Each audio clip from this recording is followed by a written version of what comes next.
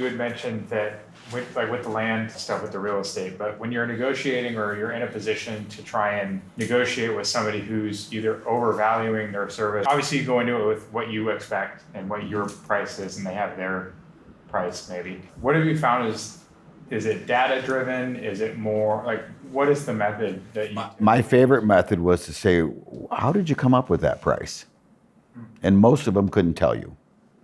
My uncle said it's worth that. Oh, how did your uncle come up with that price? Because I would go in with information driven, like facts about that piece of land and what I could pay for it. And the other thing we'd make them do is like a 3-year escrow, and we'd go through the city process before we closed. Because I told them, if you don't want to wait, you want me to buy it as subdivision land price, but it's actually farmland. Right. So if you want me to take it from farmland to subdivision land, you got to be my partner. Now, if we don't close, you're going to have subdivision land instead of farmland. You see my point? It's complex, but so we would, we'd obviously give them good faith money, and then every year we'd give them more money. Then in year 3 or 4, when we finally got it approved, we close. But I was really successful with that method of showing them, okay, this is what you think your land's worth, but I'm going to show you what it's really worth. Now, if you want to sell it to me as farmland, I'll buy it right now. I'll pay cash. I'll just buy it. But they all wanted to sell it to you as development land, but it wasn't, right? So it's almost like we're selling you something that it's not, but we want this price.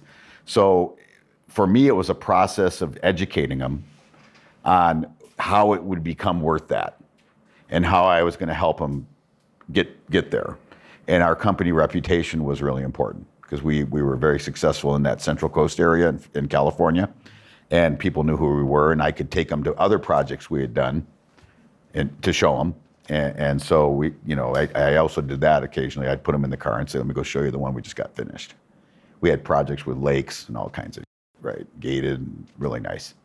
But it was funny. Usually, Grandpa, who owned the land, was okay, but it was the kid who, Grandpa's ready to die, and it was the kid, the son, that would want more money. If that makes any sense to you. No, it's greed. Yeah. They haven't inherited it yet. Right.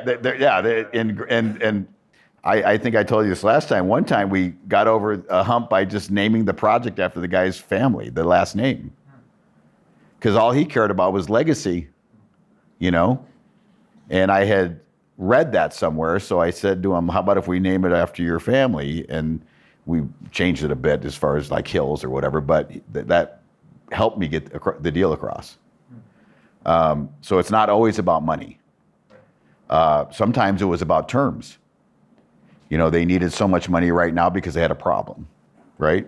So we'd work that out, but then I'd want a reduction in the price in order to do that, which we could afford to give them the money, but we wanted something in return, which was a reduction in the price. If they were willing to play our game and wait 3 or 4 years, then we were more likely to give them closer to their price, because we also looked at at the time, the escalation of real estate pricing. So we were pricing it what it was that day.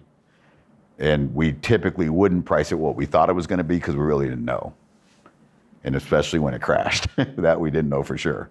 So, but it was, when you're negotiating it, like I've said many, many times, like, before I give you how'd you come up with that? And most of the time they don't know. They're like, well, it's just what I thought. And I said, well, I think it's like worth like $10.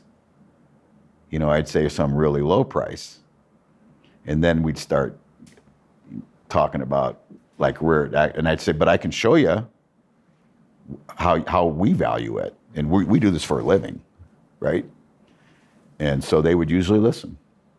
It depends what you're buying, If you're buying, I've had some interesting negotiations in a lot of different areas, different contexts, real estate. But there's one that a doctor. I bought a couple properties from doctors, and one of them, the doctor is they had a significantly higher price than they paid for the property, a few years earlier, And I said, well, you could ask for that, and like you could ask for double, you could ask for triple, you can ask for any amount that you want, but I don't know that that's a realistic thing. Do you want to sell this soon? Like, let me just ask. And then I'm trying to get to understand their needs in the background. Right. Yeah. Right. Is this something I say? I don't need this property. Is it cash you need, or like I do the same thing.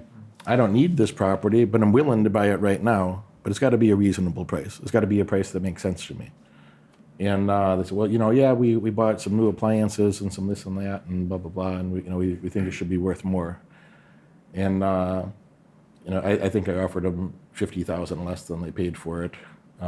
It's like $1 million property, about $1 million. I offered them $50,000 or $60,000 less than they paid for it. And then I let him argue with me for a while, and he wants $100,000 plus more than they paid for it. And I let him argue with me for a while, and I said, it's okay. Like, we don't worry about it. Somebody else might pay that. And what's happened? He's moving to a different hospital. He's getting a different job, and he's moving out of state. And he's a doctor. Yeah. And he's moving out of state. So I don't know how much he wants to argue about the 100,000. Like, I don't know. Maybe some would. And he's a youngish doctor. It's not like a surgeon that has a lot of money. And my spidey senses tell me, if I get this guy close to what he paid for it, that he can feel like he got his money back. And there's a few years of appreciation or devaluation of currency, really, but we'll call it appreciation. If I can get this guy close to what he paid for it, his doctor brain will rationalize, like, well, I got my money back, and we got the money soon. We can move and go take care of our family stuff before the kids got to be in school in this new place. Right. And I felt very confident that was going to get that deal done. And it didn't make any sense to me to pay a premium for it. So we went back and forth on that a little bit. Very quickly, in like a day's time. Then the realtor gets involved, because I was talking to the people directly, and then their realtor, calls me with, he don't like me talking to the people directly. I've had that called many times. And I said, well, the thing is this, though, is if I don't talk to them directly, there's not going to be a deal.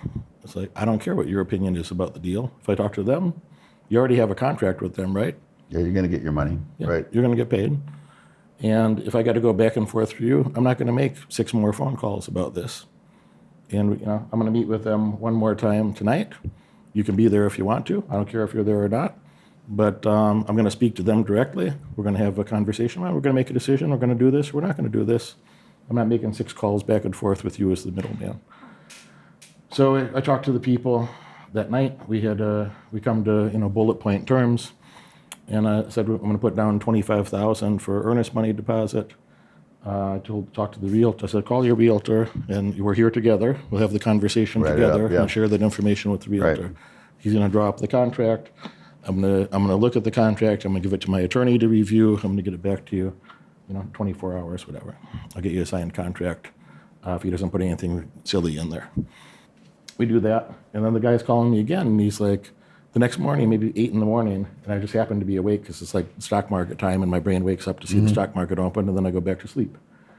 And I take his call, and he's like, they'd be more comfortable if you put down, $50,000 and if this and that. I said, all right. Tell you what, if they want to reduce the price, if they want me to put down 50 instead of 25, tell them to reduce the price $15,000. If they reduce the price $15,000, I'll put down the extra money, so they have a higher level of certainty that it'll close. Mm-hmm. And I said, but I also want you to reduce your commission down to 1%.